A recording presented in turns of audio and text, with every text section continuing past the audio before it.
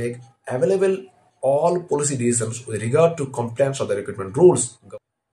এতক্ষণে সবাই সুপ্রিম কোর্টের যে হিয়ারিং সেটার কপিটা পেয়ে গেছো হয়তো, এবং তাতে এটাই পরিষ্কার হয়ে গেছে যে যে সকল নন টেন্টেড টিচাররা স্কুলে যাবে তাদেরকে যে অ্যালাউ করা হলো 31 ডিসেম্বর পর্যন্ত, শুধুমাত্র শিক্ষার স্বার্থটাকে দেখে সামনে রেখে পরিষ্কার বলা আছে এখানে যে শিক্ষার স্বার্থটাকে অগ্রাধিকার দিয়ে এবং বাচ্চাদের যে স্টুডেন্টরা আছে তাদের যে পঠন পাঠন সেটাকে যাতে কোনো রকমভাবে ব্যাঘাত না হয় তার জন্য এই প্রভিশনটা দিয়েছে। ঠিক আছে, এবং we are not incline to accept the prayer in the present application in so far age non teaching পোস্টের জন্য এখন কোনো রকমভাবে প্রেয়ার অ্যাকসেপ্ট করছে না, কেননা সেখানে লার্জ নাম্বার অফ ম্যানিপুলেশন হয়েছে।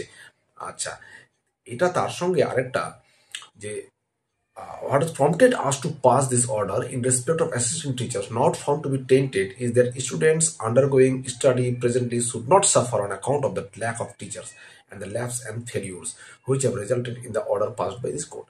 দেখো, টোটালি স্টুডেন্টদের স্বার্থের জন্য এদেরকে আপাতত বহাল রাখা হলো till 31 December. Salary as usually পাবে এবং 31 ডিসেম্বরের মধ্যে রিক্রুটমেন্ট প্রসেসটা কমপ্লিট হতে হবে এবং 31 মের মধ্যে ফ্রেশ রিক্রুটমেন্টের অ্যাডভার্টাইজমেন্ট দিতে হবে। এবং সেই অ্যাডভার্টাইজমেন্ট দিল কিনা রাজ্য সরকার সেটা বা এসএসসি এবং বোর্ড সেই তিনজনকেই এখানে ট্যাগ করেছে, যাতে এই তিনজনেই আবার অ্যাকুমুলেটিভ ওয়েতে আবার সুপ্রিম কোর্টে হলফনামা দিয়ে দেয় যে আমরা এই কাজ করেছি। যদি না হয় 31 মের মধ্যে যদি অ্যাডভার্টাইজমেন্ট ফ্রেশ রিক্রুটমেন্টের অ্যাডভার্টাইজমেন্ট না আসে তাহলে ধরে নিতে হবে তাহলে এই রায়টা যে এই যে এক্সটেন্ডেড যে একটা টাইম পিরিয়ড দেওয়া হলো 31 ডিসেম্বর পর্যন্ত সেটা নাল অ্যান্ড ভয়েড হয়ে যাবে অটোমেটিক্যালি। দেখ, এটা তো আমরা এর আগেও ভিডিওতে আমি বলেছিলাম, তার সঙ্গে একটা জিনিস এখানে উল্লেখ করেছিলাম আগের ভিডিওতে, নিউ রুলস অ্যান্ড রেগুলেশনস, যেটা এসএসসির হয়ে বা বোর্ডের হয়ে উকিলরা সওয়াল করেছিলেন। তো নিউ রুলস বলতে কি বোঝাচ্ছে, অনেকেই এটাকে বিভিন্নভাবে ব্যাখ্যা করছে বা ইন্টারপ্রেট করছে। বলছে যে নতুন পুরাতন সবাইকে নিয়েই হয়তো বসতে দিবে। 22 লক্ষ যে পরীক্ষার্থী ছিল 2016 অ্যাপ্লিক্যান্টস এবং তার সঙ্গে আপ টু ডেট ভ্যাকেন্সি বা আপ টু ডেট যারা এলিজিবল ক্যান্ডিডেট আছে। কিন্তু আমার কথা হচ্ছে এসএসসি তার মানে মাদার যেটা ভার্ডিক্ট ছিল এসএসসির উপর, অর্থাৎ ডিভিশন বেঞ্চের যে ভার্ডিক্ট ছিল সেখানে কিন্তু অলরেডি পরিষ্কার করে দিয়েছে এখানে যে ইনভলভ, মানে তোমরা যদি ডিভিশন বেঞ্চের ভার্ডিক্টটাকে ভালো করে দেখো তাহলে ভার্ডিক্টের যে ডাইরেকশন ছিল সেখানে 11 নম্বর না 10 নম্বর যে ডাইরেকশন ছিল সেখানে পরিষ্কার উল্লেখ আছে যে ফ্রেশ সিলেকশন প্রসেস ইনিশিয়েট করতে হবে with the involved vacancies, involved teachers. ঠিক আছে, SSC shall undertake a fresh selection process in respect the declared vacancies involved in these selection processes, preferably within a fortnight. আচ্ছা, involved in these selection processes, এই selection প্রসেসের সঙ্গে যারা involve ছিল পরিষ্কার এখান থেকেই আশা করি ব্যাখ্যা চলে আসলো। তবু বিভিন্ন জন বিভিন্ন রকমভাবে ব্যাখ্যা করছে। আমি চাই যে 2016 পরেও যারা এলিজিবল ক্যান্ডিডেট বসে আছে তারাও পাক, কিন্তু সুপ্রিম কোর্টের যে বিটুইন দ্য লাইন্সের যে ইন্টারপ্রিটেশন সেটাকে অমান্য করা যাবে না এবং সেটাকে অমান্য করলে উল্টা কেস খেতে হবে সবাইকে। তো আমি মনে করছি এই মুহূর্তে এসএসসি সেরকম ডিয়ারিং দেখাতে পারবে না এবং কেসের গুতো আবার খেতে চাইবে না। তো সেক্ষেত্রে নিউ রুলস বলতে যেটা বোঝাচ্ছে সেটা হচ্ছে এজ রিল্যাক্সেশন।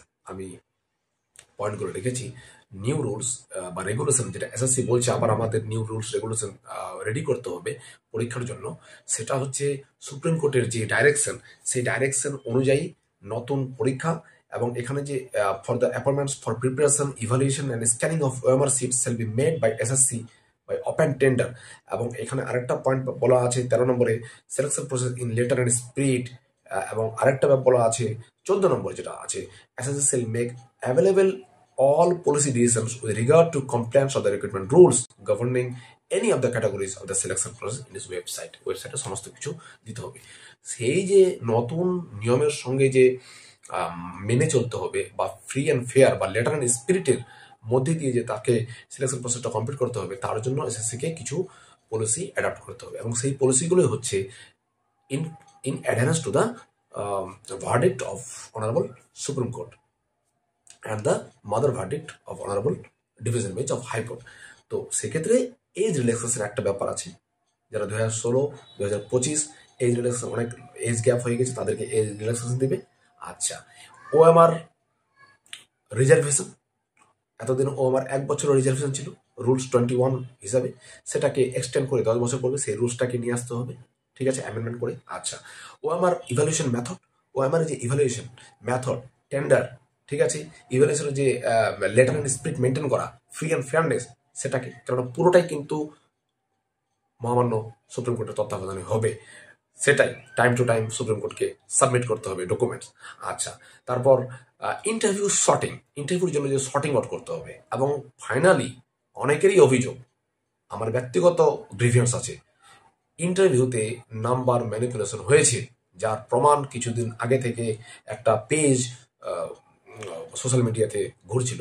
এটা ঠিক, ইন্টারভিউতে যারা ব্ল্যাঙ্ক ওএমআর দিয়েছিল বা যারা রংলি ইনকোডেড ওএমআর দিয়েছিল তারা তো ধরা পড়েছে, কিন্তু যারা ইন্টারভিউতে ম্যানিপুলেটেড ক্যান্ডিডেট ছিল, যারা 3 পিউ সারেনো পেয়েছে বা যারা সারেনো বা 8 পাওয়ার কথা তাদেরকে 2-3 দেওয়া হয়েছে, তাদেরটা কি করে ধরবে?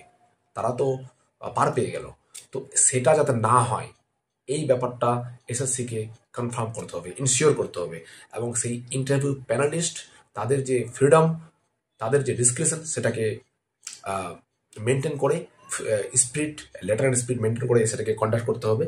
এটা হচ্ছে রুলস, নিউ রুলসের আর রেগুলেশনের কথা, যেটা এসএসসি এই প্রসঙ্গে বলেছে। বাকিরা ফ্রেশ ক্যান্ডিডেটরা ভাবছে তাদের জন্য রুলস তৈরি করা হবে, হয়তো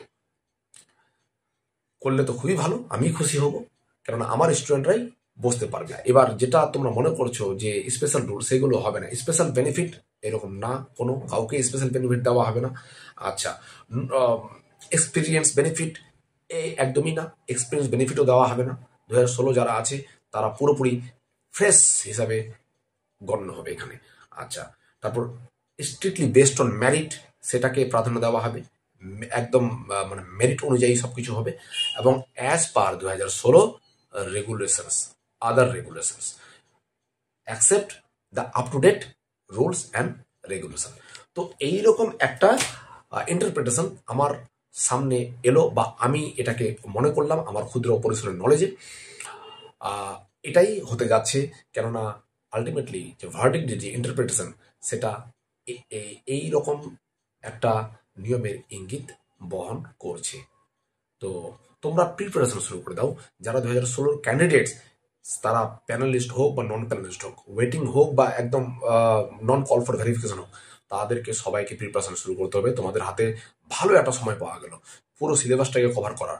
আমি যেমনটা আমি বলেছিলাম যে ইংলিশ 9, 10, 11, 12 ক্ষেত্রে যারা ক্যান্ডিডেট আছো তারা বেফিকির হয়ে আমার কাছে থাকতে পারো, বা আমার সঙ্গে তোমরা প্রিপারেশন নিতে পারো সাইড বাই সাইড, এবং তাতে তোমাদের যে প্রিপারেশন লেভেল সেটা তোমরা নিজেরাই বুঝতে পারবে। গ্রুপের লিঙ্ক ডেসক্রিপশন বক্সে দিয়ে দেওয়া হয়েছে, পারলে জয়েন করতে পারো ইংলিশের ক্যান্ডিডেট।